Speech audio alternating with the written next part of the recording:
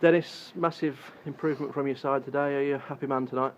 Yeah, really happy. You know, like I said last week, I thought there was a good progression last week from the high game. We're just really unfortunate to lose that game. A draw would have been nice, and I think we deserved a draw last week. But again, you know, we've moved a few people about today, but we've got the required result.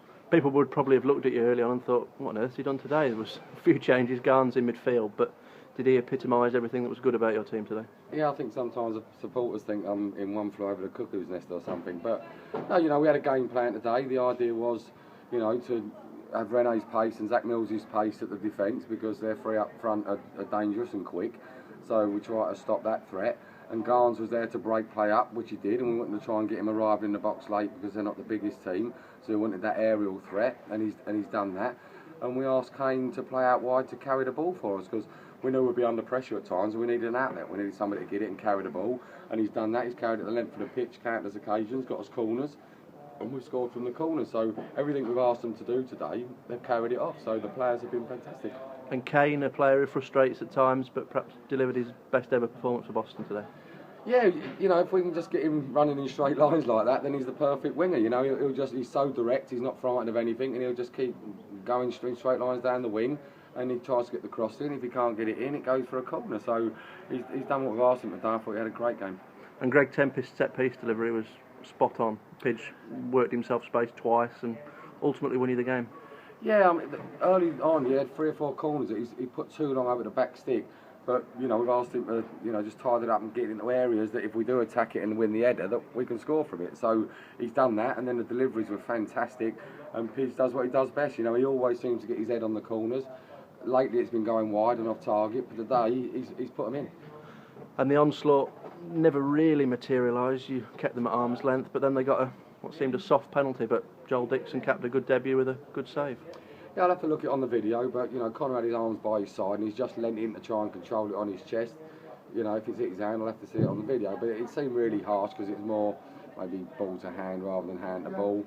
But Joel's made a great save there right at the end, and even though we're a minute into injury time, there's only 2 minutes left of injury time. If it does go in, it's football. Anything can happen. They can put a ball into the box and go and get an equaliser. So it just made the last 2 minutes play out a little bit easier on my heart. And the victory sets you up nicely now for 2 more tough games against Chorley. It doesn't get any easier. Strange to play a team back to back so quickly, so early in the season especially, but that's the challenge now facing you. Yeah, you know, they're all tough games in this league, especially away from home, and Chorley are going well at the moment, but it gives us a chance, if we get the right result like today, we can start pegging these teams back. You know, 10 points at the start of the play seems big, but now 7 points to the team that's top don't seem so big. So we've now got 2 games to try and get above Chorley in a sense. I'm sure if we won them both, then we'd jump above them in the league. So that's the plan. We want to try and get 2 positive results, and I think at the moment we're in quite good form. And 2 signings in the last couple of days, Joel Dixon as we mentioned, and Zeph Thomas. Just give us your thoughts on both of those. Well, Joel showed today what a confident goalkeeper is. His kicking was first class today, his handing was really assured, he's obviously saved the penalty, he hasn't had too much to do with what he's done well.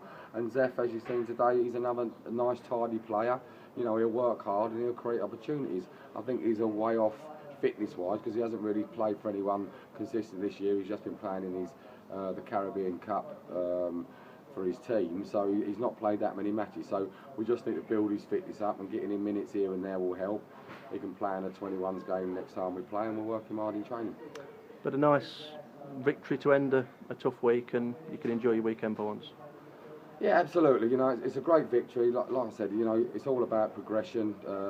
We've changed to a 4-4-2. I think the last 3 games we've done well in that shape. So it's a way of moving forward. And, you know, like, I just want to reiterate really, you know, what I put in the programme today. If people haven't read it and only see the video, you know, a big apology for saying what I said about 5 weeks ago.